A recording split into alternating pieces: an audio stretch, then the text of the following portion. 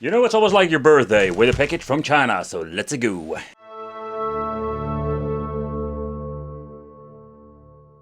It's awesome that you're tuning in, because in this video we are going to take a close look at the RG505. I'm a little bit late to the party, but that doesn't spoil the fun. The reason I wanted to check it out here on the channel, because this thing has quite interesting, let's say, specifications list. We're also going to take a close look later. So this is more, in my opinion, the answer to the Retroid Pocket 3 Plus. For the people who didn't see my video, that is more like a system that is quite like it comes with a very nice price, but it has so many cool features, even with touchscreen and everything else. But of course, Anbernic needs to have like an answer to it, and they released this particular model, the RG505. Okay, so the Anbernic itself, I must say that I am not really like a fanboy, but I do like the products they are releasing in the last couple of years, but they have released a lot of them. And one of the reasons I really love the Anbernic, you have like different colors and also different editions. But what I also like about this device is the button configuration. I'm just going to be honest, like I don't use the analog stick that much. I'm more like a D-pad gamer, and I'm very pleased for what I see and also what I feel. They do have like not like a very big curve in the D-pad itself. It's more like a flat model, but the touch in general is very nice. At the left and also at the right, we're going to get the same kind of a joystick. It's more like the Nintendo Switch version, but when you're looking at the height of it, it has been placed in a certain position. I want to say that I'm going to find this like super comfortable. I have personally never liked it when they're going to put like joystick in this position. Then we're having the ABXY, and the button touch itself is very nicely. At the right we do have like extra additional buttons.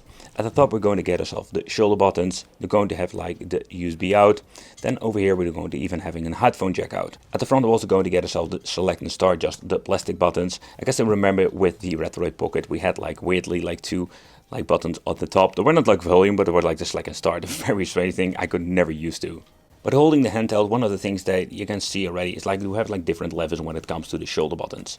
And that's something they're trying to improve. You know, like I did complain a lot of it with the previous models where everything was like the same kind of level. And it's quite difficult to touch.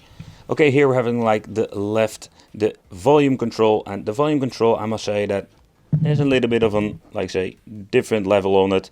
So I don't really press it that like accidentally, like when holding the device itself. So that's not going to be a problem. We have one SD card slot. They still call it TF card, I don't know why. But they have like the TF card slot, two speakers, and they sound kind of nice.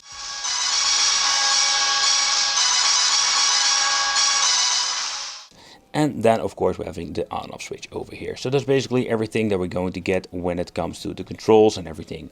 So let's power on this bad boy and I'll show you the software itself. So the device itself runs basically on Android. Think about your smartphone. But when it comes to the Android part, we do have some limitation over there.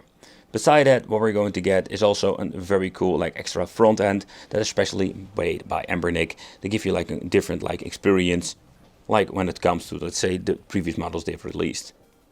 And a way easier way to navigate through your games, gives it more like a complete system. But what is compatibility when it comes to this handheld? It's quite simple. Here we're going to see like we do have like a lot of systems that plays, and also PlayStation Portable. We have way better performance now than we have like previous models. I think when you're looking at the previous handhelds, and yeah, maybe you're already owning one of them, like it's not like a big upgrade in my opinion. It has like a very nice specification list, maybe a little bit better display than you're having of the one of the handhelds you're having now. And I think the biggest, say, positive side that we can actually play some PlayStation Portable. Okay, but when you're actually going to play some retro games, we do have like an amazing performance. It has an amazing audio, absolutely great. But let's start with Dreamcast. So with the previous handhelds we also had the option to play this, and if you're going to combine this with the right emulator, you're going to get it even like in higher resolutions if you really care about something like that. There we're going to get like the biggest difference. The games run really smooth on this now, and this is absolutely a great addition to the RG505. Let's go a little bit back in the time with some older emulators. Of course, with MAME we do have like a lot of different like devices can actually play this. So I think if you're going to search for an handheld that actually can play some arcade MAME, beside having of course the situation going on with Killer Instinct, because that game is way more demanding and will not run on most of these handhelds. The unfortunate thing is with Mortal Kombat 2 we don't have any shadows whatsoever. So that's like a problem we did see a lot. Unfortunate. So this emulator runs with the RetroArch backend. So what you can do basically is like making even a quick load, quick save if you want to by pressing and select and start combination. So that's pretty damn cool in my opinion. But of course, if you want to go out, you can use the side button over here, or you can just use the emulator to shut it down. Okay, so let's take a close look at some gameplay over here. And when it comes to, let's say, F-Zero and a lot of different games, it's quite difficult to just like get a good emulation performance. It's not perfect, depending like how we're having a certain kind of emulator combination with a file, because I did hear some minor stutters. This is a great example, I just wanted to show you. So maybe with some tweaking we get some better performance with the character select screen, or car select, depends on how I want to look at it. Well, actually we're going to play, we do have like a great performance. D-pad doesn't work, we need to use the freaking analog stick.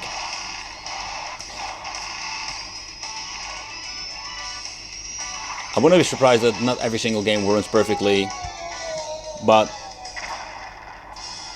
we do have some okay performance, better I've seen before. If you're interested in PlayStation 1, there are so many different ways to play these games nowadays. That is something you need to take consideration. If you want to play on higher resolutions, yeah, we do maybe have a little bit of better chance with these handhelds, but we just have to like need some more power. But and again, it runs pretty damn good on native resolution. No problem whatsoever. Let's go.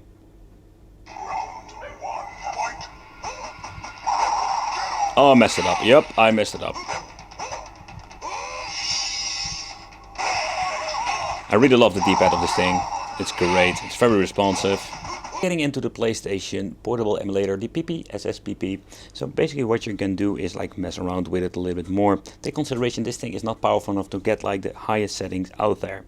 So frame skipping have been set to off, where like the previous and always need to set basically have like frame skip enabled. So the thing is what we need to do, like we're having 2 times like resolution, but the thing is we do have some speed hacks enabled, otherwise we do get some slowdowns. So that's basically the thing that we're going to do. The backend will be, like I say, running on Vulkan. So that's the settings that we're going to do. The only thing I need to do is like set the controls that the on-screen touch controls are not visible. And let's get into some God of War.